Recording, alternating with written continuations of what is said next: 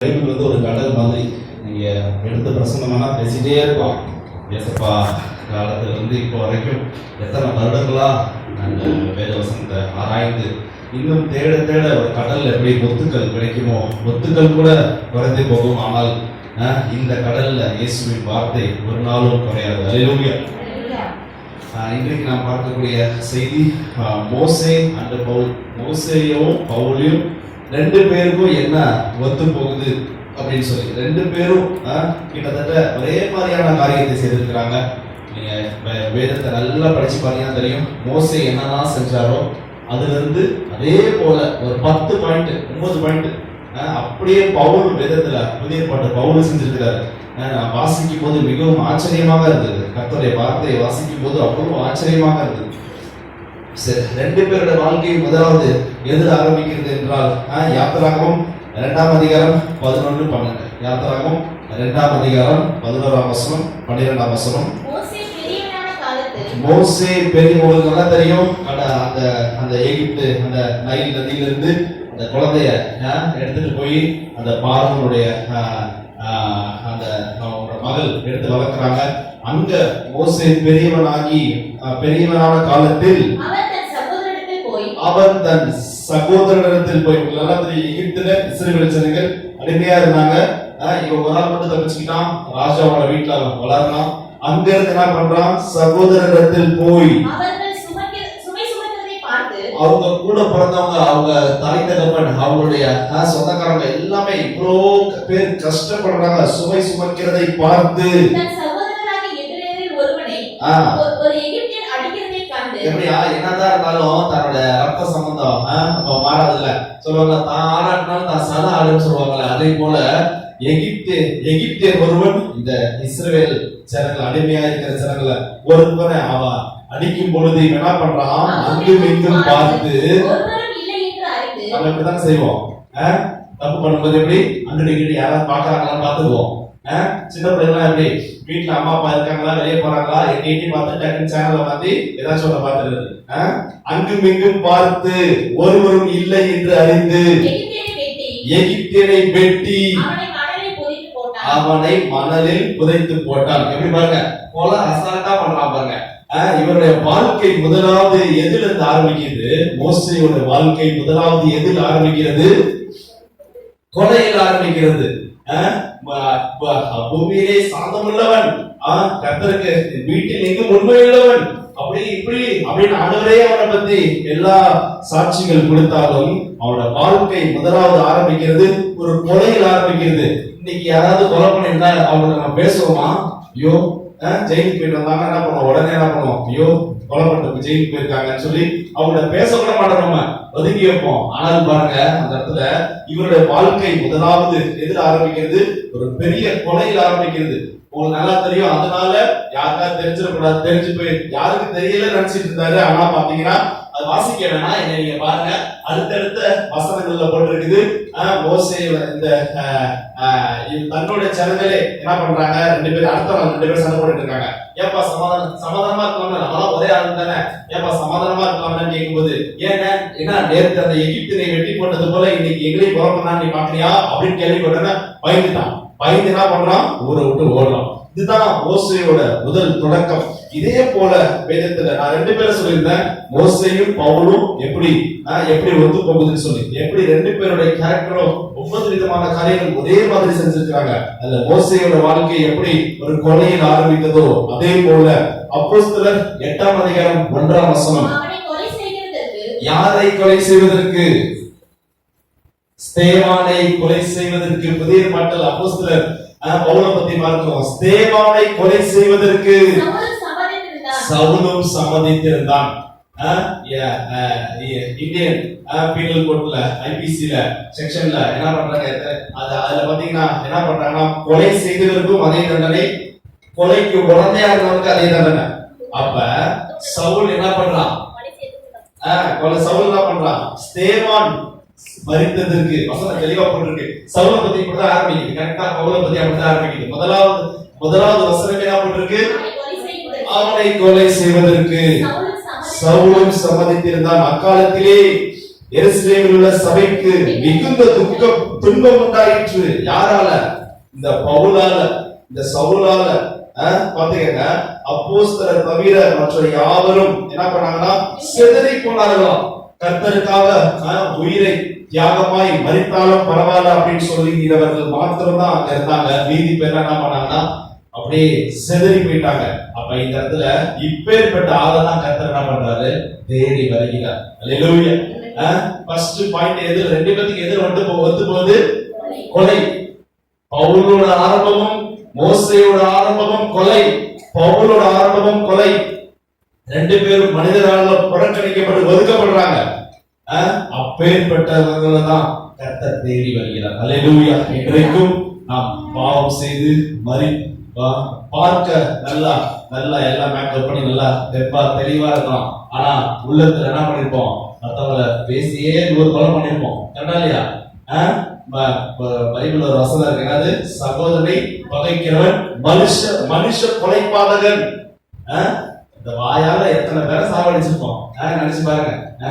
நம்ம அவ்வளவு செய்திருப்போம். ஆனால் இப்பேற்பட்டவர்களை தான் கர்த்தர் தேடி வருகிறார். அல்லேலூயா. நீதிமான அல்ல பாவியை ரட்சிக்கவே உலகத்திற்கு வந்தேன் அப்படின்னு சொல்றாங்க. என்ன பண்றது? சுகமானவனே அல்ல வியாதியஸ்தரையே தேடி வந்தேன். அவனுக்கே மருத்துவம் தேவைப்படுகிறது என்று கர்த்தர் சொல்கிறார். அல்லேலூயா. ரெண்டு பேரையும் கர்த்தர் தேர்ந்தெடுத்து ஃபர்ஸ்ட் பாயிண்ட் கொலை, ரெண்டு பேரோட ஆரம்பமும் கொலை. இரண்டாவது பாயிண்ட் ரெண்டு பேருக்கு என்ன ஒத்து போகுது பாருங்க. Encounter by god. கர்த்தரால் என்கவுண்டர் பண்றாங்க. என்கவுண்டர்னா நீங்க வந்து சாவடிக்கிறது கிடையாது, தட்டி தூக்குறதா என்கவுண்டர். இந்த இடத்துல குறிக்குது. இரண்டாவது பாயிண்ட் என்கவுண்டர் பை காட். எப்படி? மோசே பாருங்க, யாத்திராகமம் 3ஆம் அதிகாரம் 2ஆம் வசனம். யாத்திராகமம் 3ஆம் அதிகாரம் 2ஆம் வசனம் உங்களுக்கு நல்லா தெரியும். எகிப்திலிருந்து பயந்துட்டு ஓடி போயிட்டான். ராஜா ஜெயில கொலை பண்ண ஜெயில போட்டுருவாங்கல்ல, பயந்துட்டு ஓடி போயிட்டான். ஓடி போனதுக்கு அப்புறமேட்டு ஆடு மேய்ச்சிட்டு இருக்கான். அந்த ஆடு மேய்ச்சிட்டு இருக்கும்போது கர்த்தர் அவனை தேடி வருகிறார் பாருங்க. ஒரு கொலைக்காரனை தேடி கர்த்தர் வருகிறார் பாருங்க. அங்கே கர்த்தருடைய தூதனானவர் அவை எப்படியா? முட்செடியின் நடுவிலே உண்டான அக்கினி ஜுவாலையினாலே நின்று அவனுக்கு தரிசனமானார். அப்பொழுது அவர் உற்று பார்த்தான். எந்த ஒரு காரியத்தையும், நல்ல காரியத்தை உத்து பார்க்கணும். நம்ம என்ன பண்ணுவோம்? எது கேட்டதோ அதான் உத்து பார்ப்போம். என்னமோ அது மாதிரி இருந்துச்சு, இது மாதிரி இருந்துச்சு. டிவி பார்க்கும்போது சில பேர் பாருங்க உத்து பார்ப்பாங்க.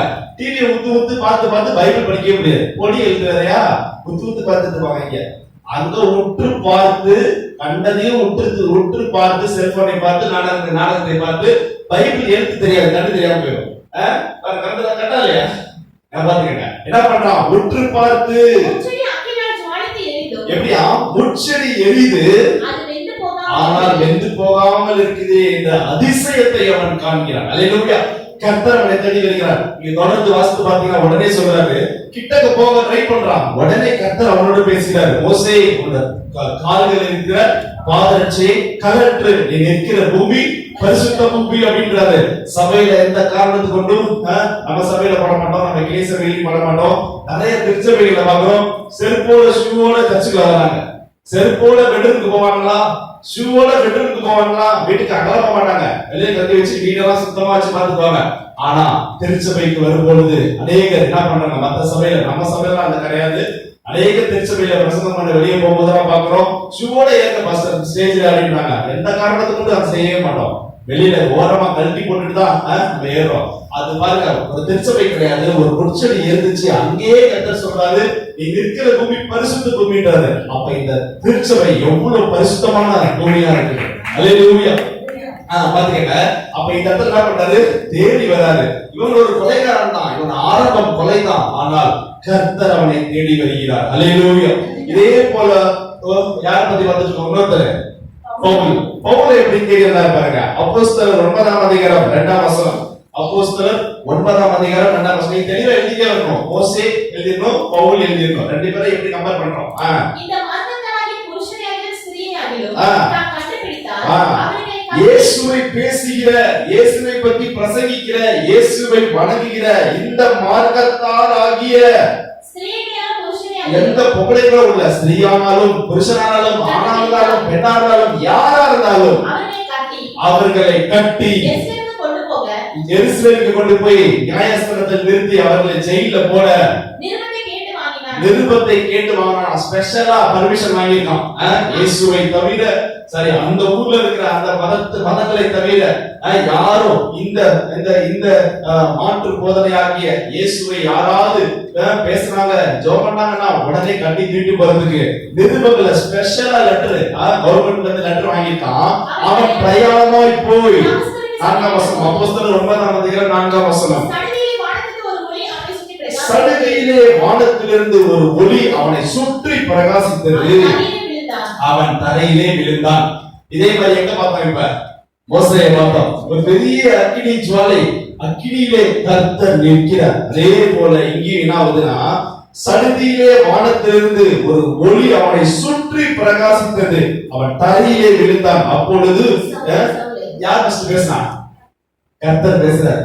மோசே ஃபர்ஸ்ட் யார் பேசினா? கர்த்தர் பேசுறார். அந்த கொலைகாரன் யார் ஃபர்ஸ்ட் பேசினா? ஆயிரத்து பதில் சொல்லுங்க. இந்த கொலைகாரன் யார் ஃபர்ஸ்ட் பேசினா? கர்த்தர். எவ்வளவு அன்பான கடவுளாக இருப்பாங்க, எவ்வளவு அன்பு நிறைந்த தேவனாக இருப்பாங்க நம்ம கர்த்தர். சவுலே சவுலே நீ ஏன் என்னை துன்பப்படுத்துகிறாய்? ஏசப்பா நினைச்சாருன்னா ஒரு அடியில அவனை காலி பண்ணிருப்பாரு. மெனக்கட்டு வந்து கேட்கிறாரு, ஏன்பா என்ன துன்பப்படுத்துற? இன்னைக்கு திருச்சபையை பார்த்து கர்த்தர் கேட்கிறாரு. எவ்வளவு வசனம் கேட்கிறார், எவ்வளவு போதனைகள் கேட்கிற. செல்ல திறந்தா யூடியூப் திறந்தா ஒரே வசனம், வசனத்துக்கு பஞ்சமே இல்ல. இன்னும் கொஞ்சம் ஆனா யாரும் கீழ் பண்ணிய மாட்டாங்க. இனி வரும் காலங்கள்ல வசனம் போட்டிருக்கு, வேதத்துல வசனம் போட்டிருக்கு. வசனம் கிடைக்காத பஞ்ச நாட்கள் வரப்போகிறது. வசனம் எவ்வளவு ஈஸியா கிடைக்குது உங்களுக்கு. எல்லா நாளிலும் பிரேயர், எல்லா செல்போனை எப்ப திறந்தாலும் யூடியூப்ல பிரேயர். ஒண்ணு இல்ல, யூடியூப்ல ஏகப்பட்ட செய்திகள் கேட்டுட்டு இருக்கீங்க. திடீர்னு யூடியூப் முடக்கிட்டாங்க. எந்த செய்தி எப்படி செல்போன்ல கேட்கிறது? நான் சொல்றது கரெக்டா இல்லையா? நச்சு வந்துதான் ஆகணும். இதே மாதிரி காலங்கள் வரதான் போகிறது. இனி வரும் காலங்கள வசனம் கிடைக்காத பஞ்ச நாட்கள் வரதான் போகிறது. ஆனாலும் வார்த்தைகளை கேட்டு மனம் திரும்பும்படி கர்த்தர் சபைக்கு போதிக்கிறார். அல்லேலூயா. நீ ஏன் என்னை துன்பப்படுத்துகிறாய் என்று தன்னுடனே சொல்லுகிற ஒரு சத்தத்தை கேட்டால் உடனே என்ன பண்றான்? ஆண்டவரே நீ யார்? கர்த்தர் நீ துன்பப்படுத்துகிற இயேசு நானே. அல்லேலூயா. உனக்கு தான்ப்பா கடினம். எப்படி பாருங்க, நீ துன்பப்படுத்துகிற இயேசு நானே. இன்றைக்கு கர்த்தர் திருச்சபையோடு பேசுற வார்த்தை, ஏன் என்ன துன்பப்படுத்துற? ஜெபம் செய், பைபிள் படி, கர்த்தரை தேடு, எல்லா ஜெபங்களுக்கும் வா அப்படின்னு சொல்லி கர்த்தர் நமக்கு அழைப்பு கொடுக்கிறார். அல்லேலூயா. 2 பேர் தேடி வந்திருக்கிறார். எப்படி? அங்க மோசே தேடி வந்தாரு. ஒரு கொலைகாரன் 2 பேரோட வாழ்க்கையும் கொலையில் ஆரம்பித்தது. 2வது பாயிண்ட், 2 பேரையும் தேடி இயேசு சென்றார். அல்லேலூயா. 3வது காரியங்கள் பாருங்க. 3வது பாயிண்ட் ஆஃப்டர் என்கவுண்டர். ஏசப்பா 2 பேரும் தட்டி தூக்கிட்டாரு. தூக்குறதுக்கு அப்புறமேட்டு என்ன பண்ணாரு? கொலைகாரன எப்படி மாத்துறாரு பாருங்க. ஏசப்பா இன்றைக்கு நாம் இயேசுவின் இரத்தத்தால கழுவப்பட்டு நம்ம ஞானஸ்தானம் எடுத்து ஒரு புதிய மனுஷராய் மாறும் பொழுது பழையவைகள் கடந்து போயின, எல்லாம் புதிதாயின என்று வேதம் வசனம் வாசிக்கிறோம். அதே போல கர்த்தர் மோசேய ஒரு என்கவுண்டர் பண்ணோன, அவனை தட்டி தூக்கணும்ன, அவனோட சுவாபங்கள் எப்படி மாறுது பாருங்க. என்னாகமம் 12ஆம் அதிகாரம் 3ஆம் வசனம். என்னாகமம் 12ஆம் அதிகாரம் 3ஆம் வசனம். மோசேயானவன் பூமியில் உள்ள எப்படியா அந்த ஏரியாவில் உள்ள போல, அந்த ஊரில் உள்ள போல, பூமியில் உள்ள சகல மனிதர்களிலும் எப்படியா மிகுந்த சாந்தமுள்ள குணமுள்ளவனா இருந்தான். யாரை பார்த்து? கொலைகாரனை பார்த்து. இயேசு அவனை தேடி வரும் பொழுது, கர்த்தர் அவனுக்கு தரிசனமான பொழுது அவனுடைய சுபாவங்கள் மாறுகிறது. அல்லேலூயா. இன்றைக்கும் நம்மளுடைய சுபாவங்கள் எப்படி இருக்கிறது? நம் சுபாவம் எப்படி இருக்கு? கோபப்படுறோமா? கோபப்படக்கூடாதுன்னு நினைக்கிறோம், ஆனாலும் என்ன பண்றோம்? கோபப்படுறோம். சின்ன காரியங்கள் தவறோம்.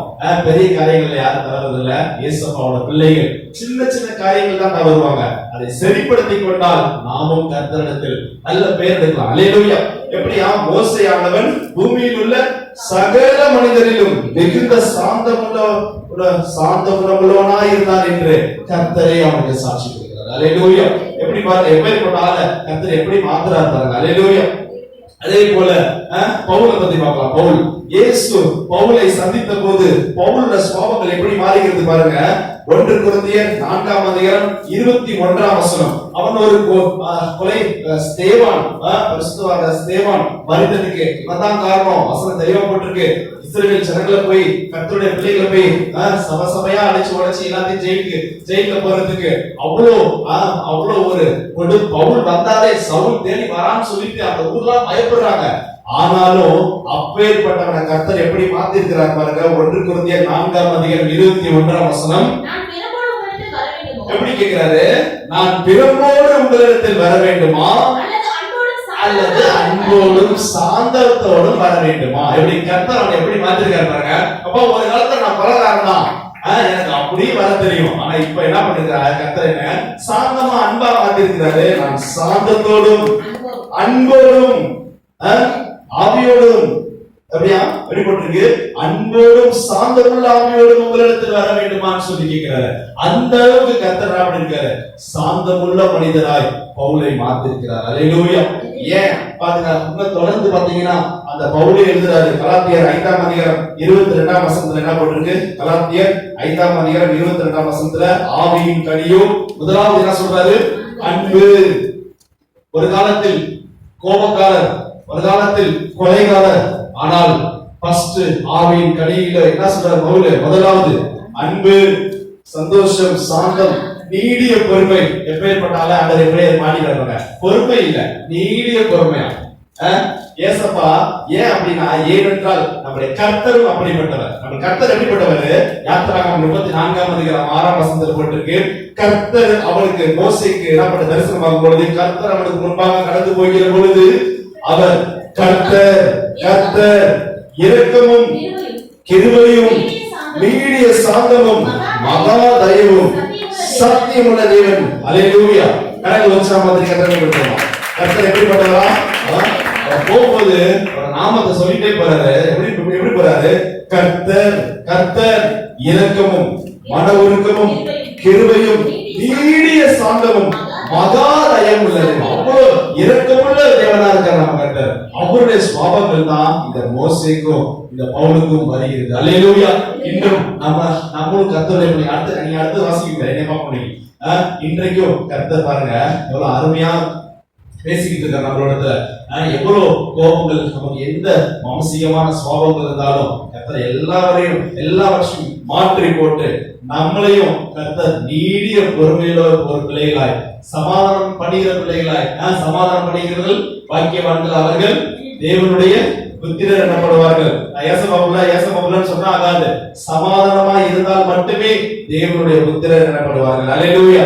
அப்ப பாத்துக்கங்க, ஃபர்ஸ்ட் என்ன ஆரம்பிக்கிறோம்? ஃபர்ஸ்ட் மோசேக்கு பவுலுக்கு முதலாவது வந்தது என்ன காரியம்? 2 பேரும் கொலையில ஆரம்பிக்கிறாங்க. அடுத்தது என்ன பண்றாங்க? கர்த்தர் 2 பேரையும் தட்டி தூக்குறாரு. அடுத்து மூன்றாவது ஏசப்பா தூக்குறோன இவங்க 2 பேருக்கு மூணாவது பாயிண்ட் என்ன? சாந்தமாயிட்டாங்க 2 பேரும். நான்காவது பாயிண்ட் பாருங்க. நான்காவது பாயிண்ட் 2 பேருக்கு என்ன குவாலிஃபிகேஷன் பார்க்கலாம். மோசேக்கும் பவுலுக்கும் என்ன குவாலிஃபிகேஷன் பார்க்கலாமா? அப்போஸ்தலர் 7ஆம் அதிகாரம் 21, 22. மோசேயை பத்தி எழுதியிருக்கு. அப்போஸ்தலர் 7ஆம் அதிகாரம் 21, 22. அவன் வெளியே போட்டுவிட்ட போது பார்வோனுடைய குமாரத்தி அவனை எடுத்து, அது உங்களுக்கு நல்லா தெரியும், அந்த நதியில வந்து குழந்தையை போட்டாங்க. 3 மாசம் குழந்தையை போட்டாங்க. யார? மோசேய.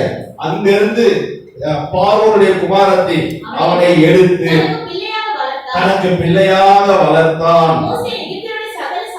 எப்படியா? மோசே சில பேர் சொல்லுவாங்க, அவன் திக்கு வாய் வந்தா நான் அவன் சரியா வாய் வளராது. யார் சொன்னா? வசனம் போட்டிருக்கு, என்ன போட்டிருக்கு? சகல சாஸ்திரங்களாலும் கற்பிக்கப்பட்டு வாக்கிலும் செயலிலும் வல்லவனானான். வல்லவன் எப்படி பாருங்க, வாக்கிலும் பேசுறதுலயும் செயலையும் வல்லவனா இருக்கான். அல்லேலூயா. அவனோட குவாலிஃபிகேஷன் பாருங்க, எப்படிப்பட்ட குவாலிஃபிகேஷன் பாருங்க. அதே மாதிரி அதே குவாலிஃபிகேஷன் தான் இங்க பவுலுக்கு வருது பாருங்க. பவுல் அப்போஸ்தலர் 5ஆம் அதிகாரம் 34ஆம் வசனம். அப்போஸ்தலர் 5ஆம் அதிகாரம் 34ஆம் வசனம். அப்பொழுது சகல ஜனங்களாலும் கனம் பெற்ற பவுல் எப்படிப்பட்டாரு? சாதாரண ஆள் கிடையாது. சவுல் எப்படிப்பட்டாரு? சகல ஜனங்களாலும் கனம் பெற்ற நியாயசாஸ்திரியாகிய கமாலியேல் என்னும் பேர் கொண்ட, சகல ஜனங்களாலும் கனம் பெற்ற நியாய சாஸ்திரி ஆகிய கமாலியேல் அப்படின்னு ஒரு பெரிய ஒரு வேத பாரகன் ஒருத்தர், நல்ல பெரிய அவன் மைண்ட் அவனுக்கு. அவன்கிட்ட படிச்சிருக்காரு பாருங்க, என்ன பண்ணு பாருங்க, அவன்கிட்ட வந்து இங்க படிச்சிருக்காரு பாருங்க. அப்போஸ்தலர் 22ஆம் அதிகாரம் 3ஆம் வசனம். அப்போஸ்தலர் 22:3ஆம் வசனம் பவுலோட குவாலிஃபிகேஷன் பாருங்க. நான் யூதன், சிலிசியா நாட்டிலுள்ள தர்சு பட்டணத்தில் பிறந்து இந்த நகரத்திலே கமாலியேலின் பாதத்தில் வளர்ந்து, முதல்ல பார்த்தோம்னா கமாலியேல், அந்த பெரிய கமாலியேலுடைய பாதத்தில் உட்கார்ந்து வளர்ந்து முன்னோர்களுடைய வேத பிரமாணத்தின்படி திட்டமாய் போதிக்கப்பட்டு பர்ஃபெக்ட்டா படிச்சிருக்காரு பவுல். நல்ல குவாலிஃபிகேஷன், தெளிவா படித்து யாரோட கால்ல படிச்சிருக்காரு? கமாலியேலுடைய பாதத்தில் உட்கார்ந்து படித்தவர், நல்ல தேறினவர், திட்டமாய் போதிக்கப்பட்டு, சும்மா ஏனாதான் பேசுறது கிடையாது, திட்டமாய் போதிக்கப்பட்டு வளர்க்கப்பட்டவர். இன்றைய தினம் நீங்கள் எல்லாரும் தேவனை குறித்து வைராக்கியம் உள்ளவர்களாய் இருக்கிறது போல நானும் வைராக்கியம் உள்ளவனாய் இருந்தேன். அல்லேலூயா. 2 கொரிந்தியர் 11ஆம் அதிகாரம் 6ஆம் வசனம். 2 கொரிந்தியர் 11ஆம் அதிகாரம் 6ஆம் வசனம். நான் பேச்சிலே கல்லாதவனாய் இருந்தாலும் அறிவிலே கல்லாதவன் கிடையாதுப்பா, நான் ரொம்ப படிச்சவன். பவுல், நான் அறிவிலே கல்லாதவன் அல்ல, எந்த விஷயத்திலும் எல்லாருக்கும் முன்பாகவும் உங்களுக்குள்ளே நாங்கள் வெளிப்பட்டிருக்கிறோமே அப்படின்னு இவருடைய செயல்கள் வெளிப்படுது. பவுலுடைய பேச்சு திறமை, அவருடைய படிப்பு அவ்வளவு வெளிப்பட்டிருக்குது, அவ்வளவு ஹைலி குவாலிஃபைடு. 2 பேரும், மோசேயும் சரி பவுலும் சரி, 2 பேரும் ரொம்ப ஹைலி குவாலிஃபைடு, படித்தவர்கள் எல்லாம். ஆனா சமுதாயத்துல புறக்கணிக்கப்பட்டு சில காரியங்கள்ல மாட்டிக்கிட்டாலும் அவங்களுடைய தகுதி பாத்தீங்கன்னா 2 பேருமே 2 கேரக்டர் சேர்த்து படிக்கிறோம், மோசேயும் பவுலும் அப்படின்னு சொல்லி 2 பேரும் தேறினவர்கள். அல்லேலூயா. 5வது பாயிண்ட் பாருங்க. 5வது பாயிண்ட், இப்படி ஹைலி குவாலிஃபைடா இருந்தாலும் எப்படி தன்னை சொன்னார்கள் பாருங்க. எபிரேயர் 11ஆம் அதிகாரம் 25ஆம் வசனம் மோசேயை பற்றி போட்டிருக்கு. எபிரேயர் 11ஆம் அதிகாரம் 25ஆம் வசனம். எபிரேயர் 11:25. விசுவாசத்தினாலே மோசே தான் பெரியவனான போது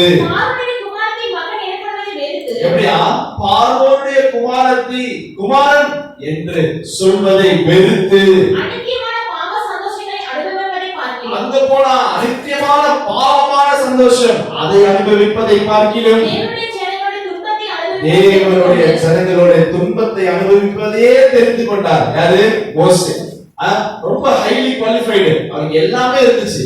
அவர் பார்வோனுடைய குமாரத்தில் ராஜா வீட்டுல வளர்ந்தா அப்படி சும்மாவா சொல்லுவாங்கல்ல, ராஜா வீட்டு கட்டி குட்டி அப்படின்னு சொல்லுவாங்கல்ல, அவருக்கு என்னப்பா அப்படின்னு சொல்லுவாங்க. அந்த மாதிரி நல்லா வளர்ந்தவர். ஆனாலும் எதை தேர்ந்தெடுத்தாரு? தன்னுடைய ஜனங்கள் அடிமையா இருந்தாங்கல்ல, அவர்களோடு வாழ்வதற்கு தான் தேர்ந்தெடுத்தார். அப்ப பாருங்க, மனசுல எவ்வளவு ஒரு தாழ்மையா இருக்காங்க பாருங்க. அல்லேலூயா.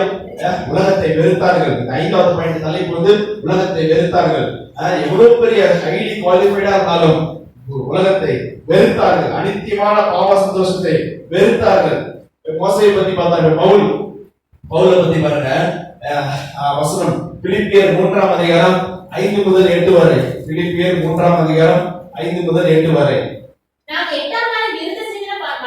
வேத பைபிள்ல மோசே நியாயப்பிரமாணத்தின்படி ஒரு ஆண் குழந்தை பிறந்தால் 8வது வயசுல இது விருத்த சேதனம் பண்ணணும். ஏசப்பாவும் செய்யப்பட்டாங்க. என்ன பண்ணிருக்க இடத்துல, நான் 8ஆம் நாளிலே பர்ஃபெக்ட்டா விருத்த சேதனம் பண்ணப்பட்டவர் இஸ்ரவேல் வம்சத்தான். இஸ்ரவேல்ல மொத்தம் 12 கோத்திரம், அதுல பென்யமீன் கோத்திரம் தான். எபிரேயரில் பிறந்த எபிரேயன், நியாயப்பிரமாணத்தின்படி பரிசேயன், பக்தி வைராக்கியத்தின்படி சபையை துன்பப்படுத்தினவன், குற்றம் சாட்டப்படாதவன், ரொம்ப பெர்ஃபெக்ட்டான ஆளு. ஆகிலும் எனக்கு லாபமான இருப்பவைகள் எல்லாவையும் அவைகளை கிறிஸ்துவுக்காக நஷ்டம் என்று குப்பையுமாக எண்ணினேன். அல்லேலூயா.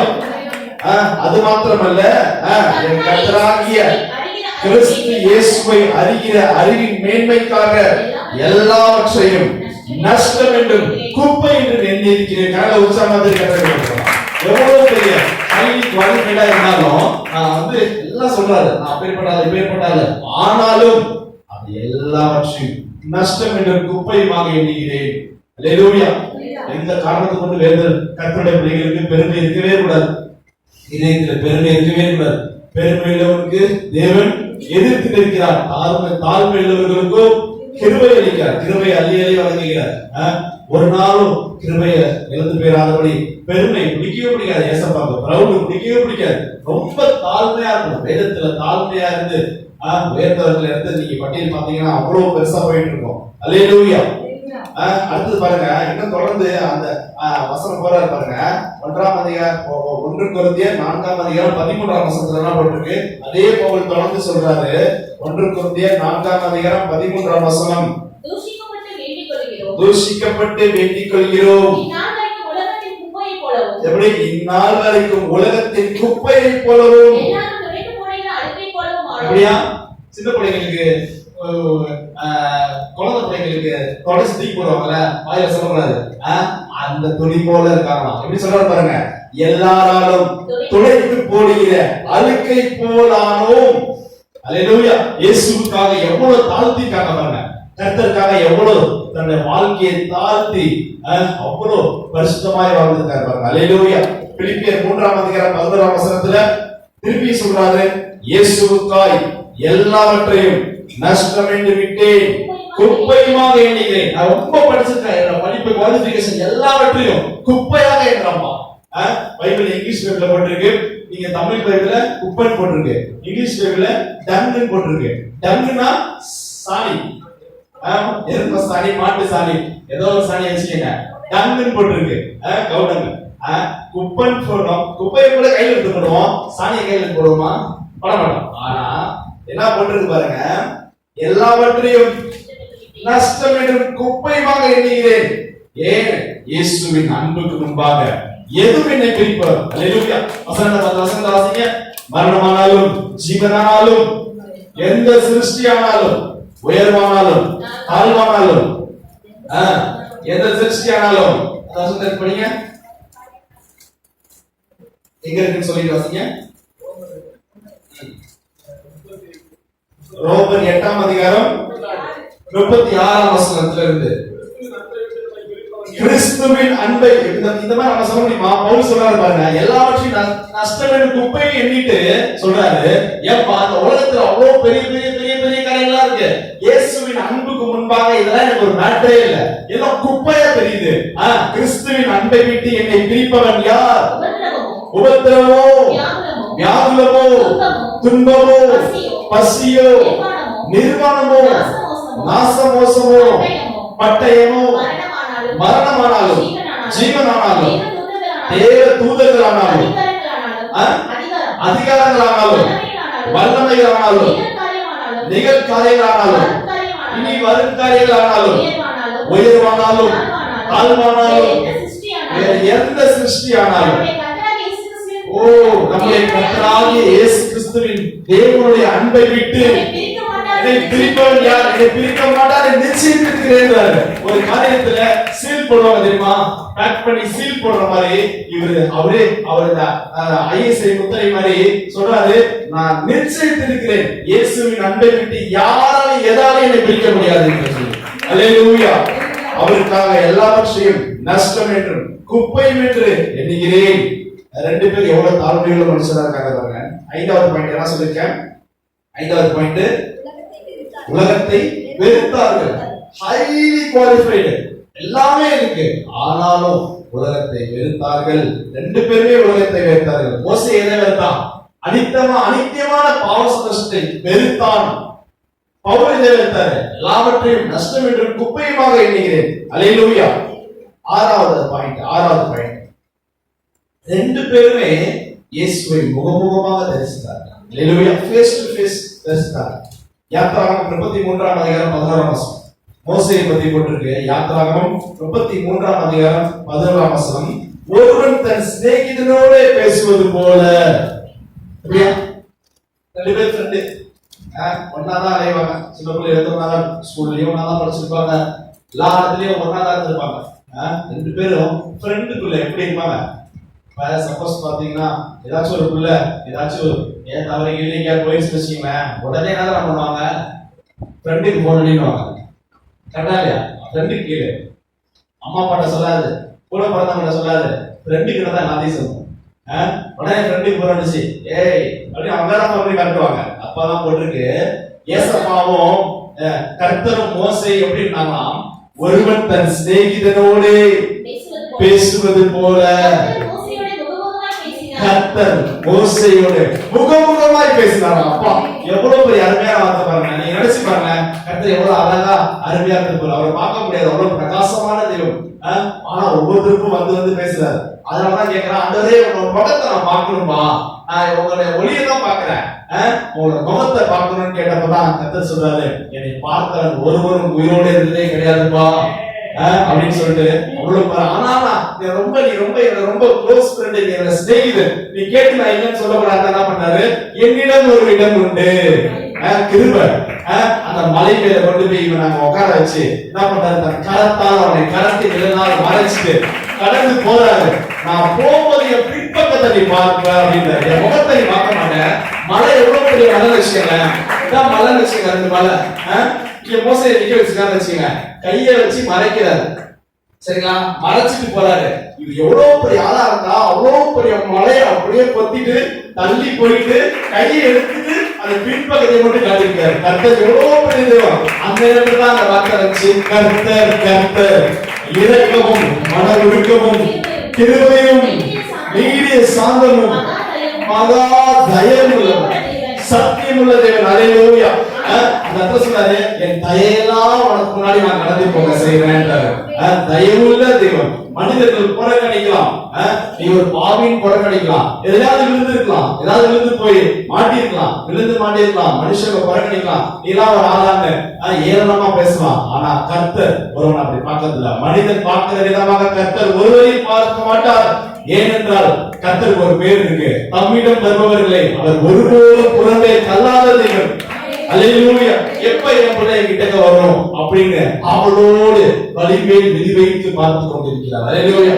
இளையகுமாரன் அப்பாவோட சமூகத்தை எல்லாத்தையும் பிச்சுட்டு போயிட்டு போனா அப்பதான் தானே பண்ணிருப்போம், போய் தொடர்ந்து சரியா நினைச்சு திட்டிட்டு இருப்போம், ஒழிஞ்சிச்சு. ஆனாலும் கர்த்தர் என்ன பண்றாரு, எப்ப என் புள்ள வரும்னு சொல்லிட்டு பார்த்துட்டே இருக்காரு. அவன் தூரத்துல வருவதை பார்த்து என்ன பண்றாரு, இங்கேயும் அப்பா தான் போய் ஃபர்ஸ்ட் பேசுறாரு. அந்த கொலகாரன் தம்பிய கர்த்தர் தான் ஃபர்ஸ்ட் பேசுறாரு, இங்கேயும் அப்பா தான் போய் ஃபர்ஸ்ட் பேசுறாரு. என்ன பண்றாரு, ஓடி போய் அவனை கட்டி அணைத்து முத்தமிட்டு அவனுக்கு எல்லாமே செஞ்சு அவனுக்கு வஸ்திரத்தை போட்டு மோதிரத்தை போட்டு அவ்வளவு அவன் மேல அன்பா திருப்பி ஏத்துக்கிட்டாரு அவன். அல்லேலூயா. வசனம் சொல்லுது, காணாமல் போன, அதாவது பத்திரமா இருக்கிற 99 ஆட்டை பார்க்கிறோம், காணாமல் போய் கிடைத்த இந்த ஒரு ஆடு கிடைத்தது நிமித்தம் மிகுந்த சந்தோஷம் உண்டாயிற்று. அல்லேலூயா. பத்திரமா இருக்க 99 ஆடு, இந்த ஆடு பத்திரமா இருப்பதை பார்க்கிறோம், அந்த காணா போன ஒரு ஆடு கிடைச்சிருச்சுன்னு சொல்லி அந்த மெய்ப்பன், அந்த தகப்பனின் அன்பு சந்தோஷப்படுவது பாருங்க, ரொம்ப அவ்வளவு சந்தோஷமா இருக்கிறது சொல்லிக்கிறது. அல்லேலூயா. அல்லேலூயா. என்ன போட்டிருக்கு, மோசே முகமுகமாய் பார்த்த, மோசே கர்த்தரை முகமுகமாய் பார்த்த இந்த மோசேயை போல ஒருவன் இல்ல அப்படின்னு சொல்லி வசனம் போட்டிருக்கு. அல்லேலூயா. இதே பாத்தீங்கன்னா உபாகமம், மோசே மரித்த பிறகு உபாகமம் கடைசி அதிகாரம் கடைசி வசனத்துல போட்டிருக்கு, ஒருவன் கர்த்தரை முகமுகமாய் அறிந்த மோசே. நல்லா கவனிங்க, மோசே இறந்தார். மோசேயை பத்தி எழுதுறாங்க, எப்படி எழுதுறாங்க, கர்த்தரை முகமுகமாய் அறிந்த இந்த மோசேயை போல ஒரு தீர்க்கதரிசியும் இஸ்ரவேலில் அப்புறம் எழுதினதில்லை. அல்லேலூயா. கர்த்தரை முகமுகமாய் கண்ட மோசேன்னு போட்டிருக்கல, இந்த இடத்துல இங்கிலீஷ் பைபிள்ல எப்படி போட்டிருக்குன்னா, the terror which like Moses அப்படின்னு போட்டிருக்கு. இயேசுவுக்காக தீவிரமா இருந்தான். டெரரிஸ்ட் தெரியுங்களா, terror which like Moses, இந்த மோசேயை போல ஒரு தீவிரமானவன். அதுக்கப்புறமேட்டு எழும்பவில்லைன்னு போட்டிருக்கு. அவ்வளவு அன்பு வச்சிருக்கான் இவனு கர்த்தர் மேல அவ்வளவு அன்பு வச்சிருக்கான். அல்லேலூயா. அல்லேலூயா. மோசே முகமுகமா பார்த்துட்டு இப்ப பவுல் எப்படி பார்க்கறாரு பாருங்க. பவுல் எப்படி பார்க்கறாரு பாருங்க. 1 கொரிந்தியர் 13ஆம் அதிகாரம் 12ஆம் வசனம். ஏற்கனவே உங்களுக்கு நல்லா தெரியும், பவுல் பிரயாணப்பட்டு போகும்போது கஷ்டம் என்கவுண்டர் பண்ணாங்கல்ல, பகலிலே பெரிய வெளிச்சம் முகத்தை பார்த்துட்டு யாரும் கேட்கும் போது திரும்பப்படுத்துகிற இயேசு நானே சொல்றேன், அந்த கதை முடிஞ்சு. அதுக்கப்புறமேட்டு பாருங்க 1 கொரிந்தியர் 13ஆம் அதிகாரம் 12ஆம் வசனத்துல என்ன பண்றது, இப்பொழுது கண்ணாடியிலே நிழலாட்டமாய் பார்க்கிறோம். கண்ணாடியில நிழல பாக்குறீங்க, ஏசப்பா ஒண்ணு நேரா பாக்கல, கண்ணாடியில பாக்குற மாதிரி பாக்குறோம். கண்ணை மூடுறோம், மாம்சிக கண்ணை மூடுறோம், ஆவியின் கண்கள் திறக்கிறது, ஏசப்பாவை அப்படியே ஆராதனை செய்கிறோம், நல்லா அப்படியே ஏசப்பாவோட உலாவுகிறோம், நல்லா க்ளோஸ் ஆகிறோம். கண்ணாடியில பார்க்கிறது போலதான் இருக்குது. ஆனாலும் அப்பொழுது என்ன பண்ற பவுல் சொல்றாரு, இயேசுவோட இரண்டாம் வருகை அப்ப முகமுகமாய் பார்ப்போம், இயேசுவை முகமுகமாய் பார்ப்போம். ஆமென், அல்லேலூயா. இப்பொழுது நான் குறைந்த அறிவுள்ளவன், அப்பொழுது நான் அறியப்பட்டிருக்கிறபடியே அறிந்து கொள்வேன். இயேசு பெரிய கர்த்தர் பெரியவர், அவரை கொஞ்சம் அறிவுக்கு கொஞ்சம் தான் அறிஞ்சிருக்கிறேன், ஆனா அப்போ நான் அவரை நல்லா ஃபுல்லா பார்ப்பேன் அப்படின்றார். அல்லேலூயா. மோசே எப்படி முகமுகமாய் பார்த்தாரோ அதே போல பவுலுக்கு ஒரு நிச்சயம் இருக்கிறது. என்ன இருக்கு? முகமுகமாய் பார்ப்போம். வசனம் போட்டுருக்கா? நீ அடல் பண்ணி அந்த வார்த்தையை. இயேசுவுடைய ரத்தத்தால் கழுவப்பட்ட ஒவ்வொருவரும் இயேசுவை முகமுகமாய் பார்ப்போம் என்ற நிச்சயம் நமக்கு கொடுக்கப்பட்டிருக்கிறது. அல்லேலூயா, அல்லேலூயா. 6 பாயிண்ட் பார்த்தாச்சு. 7வது பாயிண்ட் ரெண்டு பேரும் ட்ரூத்ஃபுல் மேன் ஆஃப் காட், ரெண்டு பேருமே உண்மையுள்ள மனுஷர்கள். மோசேயை பத்தி போட்டிருக்கு 1 கொரிந்தியர் 4ஆம் அதிகாரம் 2ஆம் வசனம். 1 கொரிந்தியர் 4ஆம் அதிகாரம் 2ஆம் வசனம் என்ன போட்டிருக்கு? மேலும் உக்கிரக்காரன் ஒரு பொறுப்புல இருக்கவங்க, முக்கியமான வார்த்தை பாருங்க, சூப்பரான வார்த்தை. நல்லா நீங்க கவனிச்சுங்க. 1 கொரிந்தியர் 4ஆம் அதிகாரம் 2ஆம் வசனம். மேலும் உக்கிரக்காரன் உண்மையுள்ளவன் என்று காணப்படுவது அவனுக்கு அவசியம். கர்த்தர் உங்களை நம்பி ஒரு குடும்பத்தை கொடுத்திருக்கிறார், பிள்ளைகளை கொடுத்திருக்கிறார், வேலையை கொடுத்திருக்கிறாரு, உங்களை நம்பி ஒரு சபையை கொடுத்திருக்கிறாரு, ஒரு ஊழியத்தை கொடுத்திருக்கிறாரு. உக்கிரக்காரன் பொறுப்புள்ளவன், அவனுக்கு என்ன அமைப்பா? ஃபர்ஸ்ட் உண்மையுள்ளவன் என்று காணப்படுவது மிகவும் அவசியம். அல்லேலூயா. எபிரேயர் 3:2 என்ன பண்றீங்க? மோசே தேவனுடைய வீட்டில் எங்கும் உண்மையுள்ளவனாக இருக்கிறது போல. ஆமா, அதான் எடுத்து. என்னாகும் 12ஆம் அதிகாரம் 7ஆம் வசனம் ரெண்டு இடத்துல இருக்கு. என் தாசனாகிய மோசேயோ, அதான் நீங்க என்னாகும் மோசேயை பத்தி போட்டுருக்கு. என்னாகும் 12ஆம் அதிகாரம் 7ஆம் வசனம், என் தாசனாகிய மோசேயோ என் வீட்டில் எங்கும் அவன் உண்மையுள்ளவன் என்று கர்த்தரால் சாட்சி பெற்றவன். கர்த்தருடைய வாயிலிருந்து சாட்சி பெற்றவன், என் வீட்டுல உண்மையுள்ளவன்பா. இந்த வசனம் என்ன படிச்சோம்? 1 கொரிந்தியர் 1:9ல என்ன படிச்சோம்? உக்கிரக்காரன் 1 கொரிந்தியர் 4:2ல படிச்சோம். என்ன படிச்சோம்? ஒருத்தர் பொறுப்பு ஒருத்தர் கொடுத்தா கண்டிப்பா அவனுக்கு என்ன குவாலிஃபிகேஷன் வேணும்? உண்மையோட இருக்கணும். பாத்தீங்க, இடத்துல தெளிவப்பட்டிருக்கு, மோசே என் வீட்டில் எங்கும் உண்மையுள்ளவன் சொல்லி கர்த்தர் சாட்சி கொடுக்கிறார். அல்லேலூயா, அல்லேலூயா.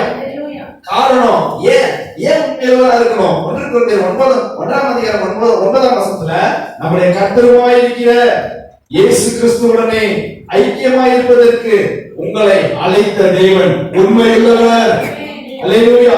கர்த்தர் உண்மையுள்ளவராய் இருக்கிறபடியால் நம்மளும் உண்மையுள்ளவராய் இருக்கணும்னு சொல்லி அவர் விரும்புகிறார். எல்லா காரியத்திலும் உண்மையுள்ளவர்களா இருக்கணும். எந்த சூழ்நிலையிலும் போலித்தனமான ஒரு வாழ்க்கையோ, இரட்டை வேஷமோ, இரட்டை வாழ்க்கையோ, இரட்டை நாவோ எதுவுமே இல்லாதபடிக்கு உண்மையுள்ளவர்களா இருக்க வேண்டும். அல்லேலூயா. மோசேயை பத்தி போட்டிருக்கு என்னாகும் 12:7ல, என் வீட்டில் எங்கும் உண்மையுள்ளவன். பவுலை பத்தி போட்டிருக்கு பாருங்க. பவுலை பத்தி போட்டிருக்கு 1 தீமோத்தேயு 1ஆம் அதிகாரம் 12ஆம் வசனம், என்னை பலப்படுத்துகிற நம்முடைய கர்த்தராகிய இயேசு கிறிஸ்து என்னை உண்மையுள்ளவன் என்று எண்ணி இந்த ஊழியத்திற்கு ஏற்படுத்தினபடியால் அவரை ஸ்தோத்திரிக்கிறேன். அல்லேலூயா. எவ்வளவு பாருங்க, பவுல் சொல்றாரு, நான் உண்மையுள்ளவன் என்று எண்ணி இந்த கனமான ஊழியத்தை அவர் எனக்கு கொடுத்திருக்கிறபடியால் அவரை நான் ஸ்தோத்திரிக்கிறேன். அங்க மோசே வீட்டில் எங்கும் உண்மையுள்ளவர், இங்க பவுல் உண்மையுள்ளவன் என்று எண்ணி கர்த்தர் இந்த ஊழியத்தை அவர் கையில கொடுத்திருக்கிறார். அல்லேலூயா, அல்லேலூயா. இப்ப எத்தனை 7 பாயிண்ட் பார்த்துக்கோம். 8வது பாயிண்ட் பாருங்க. 8வது பாயிண்ட், ரெண்டு பேரும் குட் வர்ஷிப்பர்ஸ், ரெண்டு பேரும் சூப்பரான ஆராதனை வீரர்கள். மோசேயும் பவுலும் ரெண்டு பேருமே ஆராதனை வீரர்கள். அல்லேலூயா. மோசேயை பத்தி போட்டிருக்கு, யாத்திராகமம் 15ஆம் அதிகாரம் 1ஆம் வசனம் எடுத்து வச்சுக்கங்க. எல்லாம் நீங்க இப்ப எகிப்தில் அடிமையா இருந்தாங்க இஸ்ரவேல் ஜனங்கள், இங்க இருந்து வெளியே வந்தாங்க. 10 வாளை அனுப்பி எகிப்திய ஜனங்களுக்கு கர்த்தர் வந்து அவரோட பிள்ளைகளுக்கும் உலகத்தில் அந்த எகிப்தியருடைய பிள்ளைகளுக்கும் வித்தியாசத்தை உண்டு பண்ணி இங்க இருந்து கூட்டிட்டு வந்து கடலை 2ஆ பிளந்து அவர் தாண்டி வந்ததுக்கு அப்புறமேட்டு இந்த எகிப்தியர்கள் எல்லாம் மூழ்கி போனதுக்கு அப்புறமேட்டு தாண்டி கடலை தாண்டி வந்ததுக்கு அப்புறமேட்டு பாடுறாரு பாருங்க. யாத்திராகமம் 15ஆம் அதிகாரம் 1ஆம் வசனம். அப்பொழுது மோசேயும் இஸ்ரவேல் புத்திரரும் கர்த்தரை புகழ்ந்து பாடினார்கள். அல்லேலூயா. கரங்கள் சமயத்துக்கு கர்த்தரை புகழ்ந்தோம். கர்த்தரை உற்சாகமாய் பாடினார்கள், கர்த்தரை புகழ்ந்து பாடினார்கள். மோசே ஒரு ஒரு ஒரு ஒரு ஆராதனை வீரர் கர்த்தரை புகழ்ந்து பாடுகிறார். எப்படி பாடுறாரு? கர்த்தரை பாடுவேன், அவர் மகிமையாய் வெற்றி சிறந்தார், குதிரையும் குதிரை வீரரையும் கடலிலே தள்ளினார். நீங்க வீட்டுல போய் வாசிச்சு பாருங்க, கீழே சூப்பரா இருக்கும், அருமையா இருக்கும், அழகான வார்த்தை போட்டிருக்கு, சூப்பரான மோசேயை பத்தி அந்த இடத்துல போட்டிருக்கு. நீங்க சொல்லலாம் அந்த ஒரு வசனம் தான் சொல்றீங்க அப்படின்னு நீங்க சொல்லலாம். உங்களுக்கு நான் ஒரு வசனம் சொல்றேன். வெளிப்படுத்துற விசேஷம் எங்க வர பாருங்க. நல்லது. வெளிப்படுத்துற விசேஷம் 15ஆம் அதிகாரம் 3ஆம் வசனத்துல என்ன போட்டிருக்கு? வெளிப்படுத்துற விசேஷம் 15ஆம் அதிகாரம் 3ஆம் வசனம். இந்த மோசேயை பத்தி அங்க போட்டிருக்கு. அவர்கள் தேவனுடைய ஊழியக்காரனாகிய மோசேயின் பாட்டையும் ஆட்டுக்குட்டியானவருடைய பாட்டையும் பாடி எங்க வந்தாரு? யாத்திராகமத்துல இருந்து வெளிப்படுத்துற விசேஷத்துல வந்திருக்காரு. இப்போ வந்துட்டீங்களா? மோசே ஒரு ஆராதனை வீரர் என்று. அல்லேலூயா. என்ன எப்படி போறாங்கன்னா, சர்வ வல்லமையுள்ள தேவனாகிய கர்த்தாவே, தேவனுடைய கிரியைகள் மகத்துவமும் ஆச்சரியமானவைகள். அவருடைய வழிநடத்தல் எப்படி இருக்கு? ஆச்சரியமா இருக்கு. ஒவ்வொரு நாளும் கர்த்தர் நம்மளை வழிநடத்துறாரு, ஆச்சரியமா வழிநடத்துறாரு. வேலை இல்லாம இருக்கலாம், கையில பணம் இல்லாம இருக்கலாம், ஆனாலும் மனசுல சந்தோஷத்தை கொடுத்திருக்காரு. எந்த ஒரு கஷ்டம் இல்லாதபடிக்கு சாப்பிடுறதுக்கு சாப்பாடை கொடுத்து, வீட்டை கொடுத்து கர்த்தர் இன்றைக்கு உங்களை சூப்பரா வச்சிருக்காரு. என்ன போட்டிருக்கு? அவருடைய நடத்துதல் ஆச்சரியமானவைகள், பரிசுத்தவான்களின் ராஜாவே, தேவனுடைய வழிகள் நீதியும் சத்தியமானவைகள் என்று பாடினார்கள். எங்க இருந்து எங்க வந்திருக்காரு பாருங்க. இப்போ வந்துட்டீங்களா? மோசே ஒரு ஆராதனை வீரர் என்று. அல்லேலூயா. இதேதான் பவுலை பத்தி பார்க்கிறோம். பவுல் எப்படி ஆராதனை வீரர் பாருங்க. அப்போஸ்தலர் 16ஆம் அதிகாரம் 25 26. அப்போஸ்தலர் 16ஆம் அதிகாரம் 25 26. நடுராத்திரியிலே போன வாரம் பார்த்தோம் செய்தியில, செய்தி எடுத்து பார்த்தா தெரியும் உங்களுக்கு. நடுராத்திரியிலே, இந்த நடுராத்திரியிலே இதுக்கு முன்னாடி எந்த வசனம் வந்திருக்கு தெரியுமா? எழுத்து போட்டு 2 பேத்தையும் அடிச்சு உதைச்சு, இயேசுவை பிரசங்கிப்பியா, இயேசுவை பத்தி பேசுவியான்னு அடிச்சு கொண்டு வந்து ஜெயில போட்டிருக்கிறாங்க. வலியோட இருக்கிறான், வேதனையோட இருக்கிறான். நம்ம நல்லா இருக்கோம், நம்ம துதிக்க மாட்டோம் கர்த்தர், நம்ம நல்லா மணிக்கணக்கா தூங்குறோம், காலையில எவ்வளவு அடிச்சு எழுப்பினாலும் எந்திரிக்க மாட்டோம். ஆனா எப்படி பண்ணிருக்காரு? நடு ராத்திரியிலே பவுலும் சீலாவும் ஜெபம் பண்ணி தேவனை துதித்து பாடினார்கள். எப்படியா? காவலில் வைக்கப்பட்டிருக்கிற ஜெயில இருக்க அவ்வளவு பேர் இவன் பாட கேட்டிருக்கான். எப்படி கேட்டிருக்கான்? எவ்வளவு அடி வாங்கிட்டு இயேசு நல்லவன் பாடிட்டு இருக்கான் பாடுறான். அப்படி என்னதான் சொல்றாருன்னு சொல்லி எல்லாரும் கவனிக்கிறாங்க. எல்லாரும் கவனித்தனால சடுதியிலே சிறைச்சாலையின் அஸ்திபாரங்கள் அசையும்படியாக பூமி மிகவும் அதிர்ந்தது. உடனே கதவுகள் எல்லாம் திறவுண்டது. பவுலோட கட்டுப்படி அவிழ்ச்சி போட்டிருக்கா, பவுலோட சீலாவோட கட்டுகள் மட்டும் அவிழ்ச்சி போட்டிருக்கா. இந்த பாட்டை கேட்டுக்கிட்டு இருந்த எல்லாருடைய கட்டுகளும் கல்லனுக்கு போயிட்டு. அல்லேலூயா. நீங்க வீட்டுல ஒரு ஃபேமிலி ட்ரை பண்ணலாம், பக்கத்துல இருக்கீங்கன்னா பாட்டு பாடுறா, கழுத்தை கத்துற மாதிரி கத்துறா, கிண்டல் பண்ணலாம். நீங்க எல்லாம் பாடிட்டே இருங்க. உங்க பிள்ளைங்க வேணா கிண்டல் பண்ணலாம், பக்கத்து வீட்டுக்காரங்க, எய்த்த வீட்டுக்காரங்க, சுத்தி இருக்கவங்க எல்லாம் அந்த பாட்டை கேட்டுட்டே இருக்காங்க. எல்லாருடைய கட்டுகளும் ஒரு நாள் கழுத்து விழும். அல்லேலூயா. வசனம் கீழே போட்டிருக்கு. ஆண்டவர் மறை நாங்கள் ரட்சிக்கப்படுவதற்கு என்ன செய்ய வேண்டும் அப்படி கேட்டு அந்த அதிகாரியை வாழ்க்கை ஒப்பு கொடுத்தான். உங்க பக்கத்து வீட்டுக்காரங்க ஒப்பு கொடுக்க மாட்டாங்களா? உங்க குடும்பத்துல ரட்சிக்கப்படாத நபர்கள் இயேசுவிடம் வாழ்க்கையை ஒப்பு கொடுக்க மாட்டார்களா? அல்லேலூயா. அல்லேலூயா. எப்படி பாருங்க, 2 பேரும் எவ்வளவு அருமையான ஆராதனை வீரர். மோசேயும் ஒரு ஆராதனை வீரர், நல்ல வர்ஷிப்பர். பவுலும் ஒரு ஆராதனை வீரர். அல்லேலூயா. என் வாய்ஸ் எப்படி இருக்கும்னு யோசிச்சாரா பவுல்? அது அடி வாங்கி நல்லா இருக்கும்போதே நம்ம பாட மாட்டோம், வெக்கப்படுவோம். இந்த இடத்துல எல்லாம் ஒரு சண்டை வரட்டுமே வெக்கலாம் பண்ண மாட்டோம். சவுண்ட் பயங்கரமா இருக்கும், நல்லா சவுண்ட் பார்ட்டியா இருக்கும் வாய்ஸ், நல்லா சவுண்ட் சரோஜா மாதிரி என்ன பண்ணுவோம், வாய்ஸ் என்ன பண்ணுவோம், பயங்கரமா பேசிக்குவோம். சண்டை எடுத்தா அங்க கேட்கும், எங்கடா கேக்குதுன்னு பார்த்தா அந்த ஏரியால சண்டை இருக்கும். இங்க 3-4 தெருக்கு தெரியும். அப்பெல்லாம் நம்மளோட குரல் எப்படி இருக்குன்னு யோசிக்க மாட்டோம். ஆனா சபையில வந்து பாட்டு பாடும்போது மட்டும் இந்த கொசு வந்து காதுல கத்தாது, பாத்தீங்களா? அந்த மாதிரி கத்திட்டு இருப்பாங்க சில பேர். சத்தத்தை உயர்த்தி கத்தரை துதிக்க வேண்டும். அல்லேலூயா, அல்லேலூயா. இப்படி நீங்க பாடுறாதான் பக்கத்துக்கு வராங்க கேட்பாங்க, கேட்டாதான் கட்டுகள் கல்டு விழுவும். நீங்க பாடலன்னா கேட்க மாட்டாங்க, கல்டு விழுவாரு. எங்கெல்லாம் பாதிக்குது பாருங்க. அல்லேலூயா. சரி, 8 பாயிண்ட் பார்த்துக்கோ. 9வது பாயிண்ட், 2 பேரும் முக்கியமான, இது கடைசி பாயிண்ட். மொத்தம் 9 காரியங்கள். எனக்கு தெரிஞ்ச 9 காரியங்கள் எடுத்திருக்கிறேன். நிறைய காரியங்கள் இருக்கலாம், எனக்கு தெரிஞ்ச 9 காரியங்கள் மட்டும் எடுத்திருக்கிறேன். இந்த 9வது பாயிண்ட் ரொம்ப முக்கியமான பாயிண்ட், நீங்க கேட்டுக்கவே மாட்டீங்க. நல்லா கவனிங்க.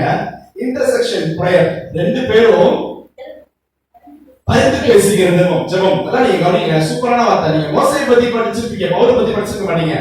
2 பேரும் இன்டர்செக்ஷன் பிரேயர் பண்ணிருக்காங்க. பரிந்து பேசுகிறது ஜெபம். மோசே எப்படி ஜனங்களுக்காக கர்த்தரிடம் பரிந்து பேசி ஜெபித்தாரோ, பவுலும் கர்த்தருக்காக கர்த்தரிடத்தில் ஜனங்களுக்காக பரிந்து பேசி ஜெபித்திருக்கிறார். அருமையான ஒரு வார்த்தை இருக்கு பாருங்க. ஃபர்ஸ்ட் மோசேயை பத்தி பார்த்துடலாம். யாத்திராகமம் 32ஆம் அதிகாரம் 32ஆம் வசனம். யாத்திராகமம் 32ஆம் அதிகாரம் 32ஆம் வசனம். ஆகிலும் இஸ்ரவேல் ஜனங்கள் கர்த்தருக்கு பாவம் செஞ்சாங்க. ஏசாயா என்ன சொல்றாரு? கர்த்தர் சொல்றாரு, மோசே நீ நவுறு, ஒரே அடியில எல்லாத்தையும் அடிச்சு காலி பண்ற, உடனே ஒரு பெரிய ஜாதியாக்குற. யோசிச்சு பாருங்க, 30 லட்சம் ஜனங்கள் இருக்காங்க, நீ நவுறு, இவங்களை அடிச்சு காலி பண்ணிட்டு உடனே நான் பெரிய ஜாதியாக்கி உடைய அந்த காலான சுதந்திரிக்க வைக்கிறேன் அப்படின்னு ஏச போட முடியாதா? கர்த்தரால முடியாதா? முடியும். ஆனாலும் என்ன பண்ணாரு பாருங்க, மோசே என்ன பண்றாரு பாருங்க, உடனே ஓடி போய் கர்த்தருக்கும் ஜனங்களுக்கும் நடுவுல நின்று போய் வாசிக்க இந்த வசனத்தை. யாத்திராகமம் 32:32. தேவரீர் அவர்கள் பாவத்தை மன்னித்தருளீரானால் மன்னித்தருளும், இல்லாவிட்டால் ஏசப்பா நீங்க மன்னிச்சிருங்க, ஜனங்களுடைய பாவம் அடிச்சிடாதீங்க, அவங்களுடைய பாவங்களை மன்னிச்சிருங்க. அப்படி மன்னிக்க எனக்கு மனசு இல்ல, உங்களுக்கு மனசு இல்லைன்னா நீர் எழுதின உங்களுடைய புஸ்தகத்திலிருந்து என் பேரை கிறுக்கி போடுகிற ஃப்ரெண்ட் பாயுது, ரொம்ப க்ளோஸ் ஃப்ரெண்ட், ரொம்ப சிநேகிதர். கேட்டது என்ன பண்றாரு? கர்த்தர் என்ன பண்றாரு? இந்த வார்த்தை சொல்லிட்டேன்னு சொல்லி உடனே ஜனங்களை மன்னிச்சிட்டாரு.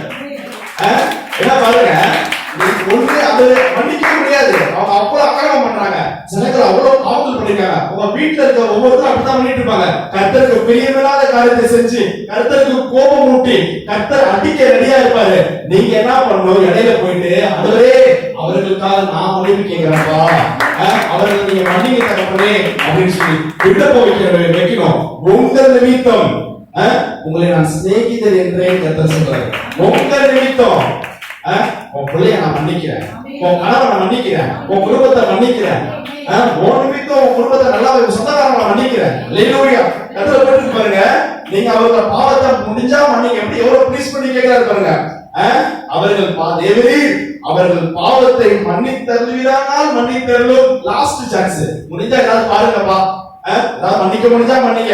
அப்படி மன்னிக்க உங்களுக்கு மனசு இல்லைன்னா நீங்க கஷ்டப்பட வேண்டாம். அதுக்கு பதில என் பேர் ஜீவ புஸ்தகத்துல கிறுக்கி போட்டுருங்கப்பா, என் பேருக்கு பதில் அவங்க எல்லாரோட பேரை எழுதி அவங்களெல்லாம் பரலோகத்துக்கு கூட்டிட்டு போயிருங்கப்பான்னு சொல்லி எவ்வளவு ஒரு தாயுள்ளம் கொண்ட ஒரு மனிதன் பாருங்க. எவ்வளவு மோசே, எவ்வளவு எத்தனை பேர் இந்த குடும்பத்துல ரசிக்கப்படாத தாய் தகப்பனுக்காக நீங்க வேண்டுறீங்க, உங்க குடும்பம் கணவருக்காக வேண்டுறீங்க, எத்தனை பேர் உங்க பக்கத்து வீட்டுக்காக வேண்டுறீங்க, சொந்தக்காரங்க எத்தனை பேர் வேண்டுறீங்க. தன்னை வரைக்கும் பாத்துக்கிறோம், நான் நல்லா இருக்கணும், நான் என் குடும்பம் நல்லா இருக்கணும், நல்லா சாப்பிடணும், நல்லா தின்னும், நல்லா தூங்கணும், நான் மட்டும் வெளியே கிளியுமா ஞாயிற்றுக்கிழமை தரிசிக்க வந்துடணும். சொந்தக்காரங்க எப்படி போனா எனக்கு என்ன, கண்ணீட்டுக்காரங்க எப்படி போனா எனக்கு என்ன, அப்படிதான் என் தாய் தகவல் எப்படி போனா எனக்கு என்ன, அப்படிதான் நீங்க நினைச்சிட்டு இருக்கோம். இல்ல இல்ல இல்ல, எவ்வளவு ஒரு அன்புள்ள மனிதரா இருக்காரு பாருங்க. அவங்கள மன்னிங்க, இல்லாட்டா என் பேரை கூட நீங்க கேன்சல் பண்ணிட்டு அவங்க எல்லாத்தையும் கொண்டு விடுங்கப்பா, பாவம்ப்பா. நல்லா யோசிச்சு பாருங்க, எவ்வளவு பெரிய காரியத்தை விட்டு கொடுக்குறாரு. ஏதோ ஒரு வேளை சாப்பாடு விட்டு கொடுக்கல, சரி நைட்டு சாப்பிட்டுக்கலாம்னு சொல்லி பேரே எடுத்துருங்க. அவங்க எல்லாம் பரலோகத்துக்கு போட்டோம். அப்ப என்ன அர்த்தம்? நான் நரகத்தை போய் தவிச்சுக்கிறேன், அதான் அர்த்தம். ஆனால் இந்த வார்த்தை சொன்ன என்ன பண்றாரு? கர்த்தர் என்ன பண்றாரு? உடனே மன்னித்து அவர்களை பரிசுத்தப்படுத்தி ஏற்றுக்கிறார். அல்லேலூயா. இது நீங்க பார்த்தது, இப்ப நீங்க பார்த்தது பவுலை பத்தி, சரி மோசேயை பத்தி. இதே போல ஒரு ஜெபத்தை பவுல் செஞ்சிருக்கிறார். இது வரைக்கும் இந்த வசனத்தை யாருமே கேள்விப்பட்டிருக்க மாட்டீங்க. வாசிக்கலாமா? ரோமர் 9ஆம் அதிகாரம் 3ஆம் வசனம் எடுத்து பாருங்க. இதெல்லாம் இந்த வசனத்தை பார்க்காம போயிட்டு எழுதப்பட்டேன். ரோமர் 9ஆம் அதிகாரம் 3ஆம் வசனத்துல போட்டிருக்கு, மாம்சத்தின்படி. மாம்சத்தின்படி என் இனத்தாராகிய என் சகோதரருக்கு பதிலாக நானே கிறிஸ்துவை விட்டு சபிக்கப்பட்டவனாக வேண்டும் என்று விரும்புகிறேன். எப்படி சொல்றாரு பாருங்க, நல்லா புரியுதா உங்களுக்கு? ஏசப்பாவை யாருமே ஏத்துக்கல. இஸ்ரவேல் ஜனங்கள் ஏசப்பா வந்துட்டு போயிருக்காரு, மரித்து 3ஆம் நாள் பரலோகத்துக்கு போயிருக்காரு. அந்த யூத ஜனங்கள் யாருமே ஏசப்பாவை ஏத்துக்கல. இந்த பவுல் ஏசப்பா வந்த காரணத்தால தான் பவுல் வந்திருக்காரு. இந்த பவுல் இஞ்சி சொல்றாரு, ஐயோ மேசியா வந்தாரே, இயேசு வந்தாரே, ஒருத்த கூட ஏத்துக்கவே இல்லையே அப்படின்னு சொல்லிட்டு உடனே கர்த்தர் எப்படி ஜெபம் பண்றாரு? மாம்சத்தின்படி என் இனத்தாராகிய என் சகோதரருக்கு பதிலாக நானே கிறிஸ்துவை விட்டு சபிக்கப்பட்டவனாக வேண்டும் என்று விரும்புகிறேன் சொல்லி கர்த்தர் வேண்டார். மோசே எப்படி வேண்டாரு? இந்த ஜனங்களுக்கு பதிலா என்னை கூட எடுத்து போட்டு ஜனங்களை கூட்டிட்டு போயிருங்க. அதே போல இப்ப பவுல் சொல்றாரு, அவர்களாம் சபிக்கப்பட்டிருக்காங்க. இல்ல இல்ல, என்ன பண்றாரு? மாம்சத்தின்படி என் இனத்தாராகிய என் சகோதரருக்கு பதிலாக. மோசே சொல்றாரு என் ஜனங்களுக்கு பதிலாக, பவுல் சொல்றாரு என் சகோதரருக்கு பதிலாக நானே கிறிஸ்துவை விட்டு சபிக்கப்பட்டவனாக வேண்டும் என்று விரும்புகிறேன். அவங்களாம் ரட்சிக்கப்பட்டிருக்கணும்பா, நான் போனாலும் பரவாயில்ல, அவங்களாம் ரட்சிக்கப்படணும், அவங்களாம் இயேசுவை ஏற்றுக்கொள்ளணும், அவங்களாம் மேசியாவை ஏற்றுக்கொண்டு பரலோகத்துக்கு வர வேண்டும் என்று சொல்லி விண்ணப்பம் செய்தார். எத்தனை பேர் இன்னைக்கு நம்ம அப்படி வேண்டுதல் செய்கிறோம்? சூப்பரான வார்த்தை. மோசேயும் பவுலையும் சேர்த்து படிக்கும் போது அவ்வளவு அருமையான ஒரு 2 பேரும் சூப்பரா மேட்ச் ஆனாங்க. எனக்கு தெரிஞ்ச 9 காரியங்கள் எடுத்துக்கிறேன். 10 எடுக்கலாம் ட்ரை பண்ண முடியல. அடுத்த டைம் சொல்றேன். 9 காரியங்கள் மட்டும் எடுத்து வாசிச்சேன். இன்றைக்கு பாருங்க, இன்றைய காலகட்டத்துல சபையிலே பவுல் எப்படி பாருங்க, அந்த ஜனங்களுக்காக, மோசே எப்படி பாருங்க அந்த ஆத்துமாக்களுக்காக எப்படிப்பட்ட ஊழியக்காரனா இருக்காரு பாருங்க. தான் கெட்டு போனவங்கள பரவாயில்ல, ஜனங்கள் நல்லா இருக்கணும், அந்த ஆத்துமக்கள் நல்லா இருக்கணும்னு சொல்லி மோசேயும் பவுலும் வேண்டிக்கிட்டாங்க. இன்றைய கால கிறிஸ்தவ காலகட்டத்துல பேர் எப்படி வைக்கிறாங்க? ஆபிரகாம் நாடார். ஆபிரகாம் எப்ப நாடார் ஆனாரு? பேர் பேஸ்புக்ல ஒருத்தர் பேரு ஆபிரகாம் நாடார். ஆபிரகாம் எப்ப நாடாரா மாறினான்னு தெரியல.